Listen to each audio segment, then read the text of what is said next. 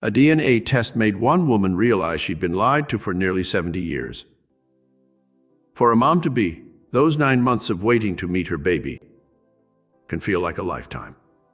And when that little one finally arrives, it should be a moment full of joy and love. Genevieve Purinton never got to feel that magic, though. She grieved what could have been for almost 70 years.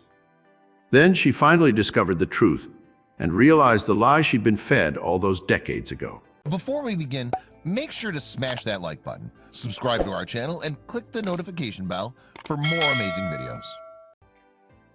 Back in 1949, Genevieve seemed to be on her way to a bright future. She was 18 years old, dating a man she loved, and was just about to finish up high school in her hometown of La Porte, Indiana. There was only one problem, and it was a big problem back then for a young, unmarried woman. Yes, Genevieve found out that she was pregnant. It was never the best news for a high schooler to receive, but Genevieve still found a shred of comfort in the situation. She knew the father of her child was a good man, and the two of them would raise this baby together. That was what she hoped anyway. Genevieve's pregnancy advanced, and she eventually came to the decision that she needed to leave school once her belly started to show. It was a shame she wouldn't graduate, but the mom-to-be thought it was for the best. Unfortunately, with the bump of her belly came a major bump in her plans, and it may have shattered all of Genevieve's dreams of the future. Her baby's father revealed to Genevieve that he was actually married. He also planned to take her baby and raise it as his own, without her. And the expectant mom was horrified. At that moment, life may have looked grim.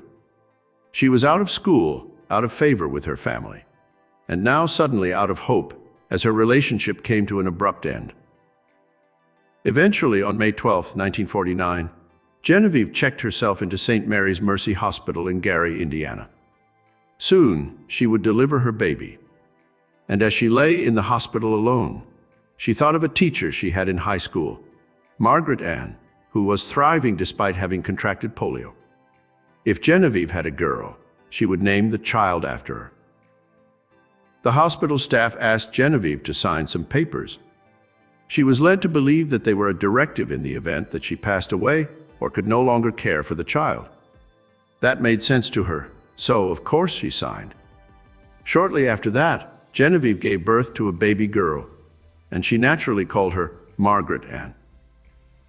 Then, moments after delivering her daughter, Genevieve was confronted with the worst news any new mother could face. Her baby had died.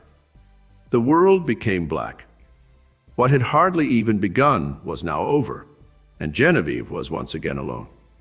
She had no reason to doubt what the hospital workers were telling her either. It didn't cross her mind to ask to see her daughter's birth certificate. Instead, Genevieve accepted the fact that she'd lost her child and focused on getting her life back together. And she didn't realize that she actually wasn't alone.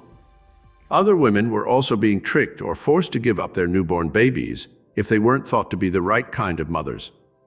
Genevieve, alone, young and out of wedlock, was just one of many deemed unsuitable. So May 12, 1949 was the day Margaret Ann's life began, not the day it ended. Those directive papers that Genevieve signed were actually ones consenting to have her daughter put up for adoption. And the day her bereaved mother walked out of the hospital was the day Margaret Ann was sent to an orphanage. Who knew what fate was waiting for the little girl? At least Margaret wasn't in the orphanage for long. She was soon adopted by a couple from Southern California who renamed her Connie. And despite her tragic start, Connie seemed destined to grow up in a happy home in Santa Barbara. Although she had been separated from her birth mom, things looked good for the little girl. Connie was always aware that her parents weren't biologically related to her, but she loved hearing about how they came to welcome her into their family. In 2018, Connie told Inside Edition, "My favorite bedtime story was how my parents walked up and down the halls of the hospital, looking at all the babies, until they found me. And then they stopped. It was sweet." But this idyllic childhood wasn't to last. Connie's adoptive mother was diagnosed with cancer and soon passed away. It was a horrible blow. Following that trauma, her adoptive father remarried to a woman who mistreated little Connie. Even worse, her dad was eventually diagnosed with a chronic heart condition. Before she was a teenager, Connie lost both of her adoptive parents. Finally, Connie started searching for her birth mom. But with only a name to go on, she never found any firm leads. She grew up to become a nurse, marry, and raise a daughter named Bonnie, who eventually gave her 2 beautiful grandchildren. Yet while life was good, she never stopped thinking of her birth mother and if they would ever meet. Then, for Christmas 2017, Bonnie gave her mom, now 69 years old, a DNA test kit. She got one for herself too, as there was a whole side to Bonnie's family that she didn't know. In 2018, Connie's daughter explained to Yahoo, "I never met my own biological father, and growing up, it was just me and my mom. I remember Mom trying to find her birth mother, and it was hard to see her go through that." Yet while Mom and daughter both longed to find out more about their family, neither of them took the DNA kit seriously. Connie was so lax about her test that it took her some time to even send it off for analysis. If she had known how the results would change her life, however, she may have completed the test sooner.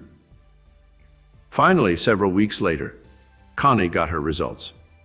She found out she had a living first cousin, and that woman reached out to introduce herself. Of course, Connie asked about Genevieve, and luckily she didn't have to wait long for an answer. A newly found cousin quickly replied, "Oh, that's my aunt, and she's still alive, living on her own." It was almost too good to be true. After all these years, Connie had finally tracked down her mother. Connie's cousin promised to write a letter to Genevieve giving her Connie's contact information. Then, on one fateful Sunday morning, Connie's phone rang. She picked up, and a quivering voice said on the other end, "I think I'm your mother." Recalling the atmosphere of the call, Connie told NBC News, "You could have heard a pin drop. My mom wanted to remember if I knew my original name, Margaret and Mitch. As it happened, she did. And the two stayed on the phone for hours that day. That was no surprise, as they had nearly 70 years to fill each other in on." It wasn't long after that initial phone call that Connie got on a plane and flew down to Florida to meet her mother for the first time. Genevieve was now 88 years old and living in an assisted living center. She told her daughter she would be using a walker, and that was the only detail Connie needed as she walked through the door.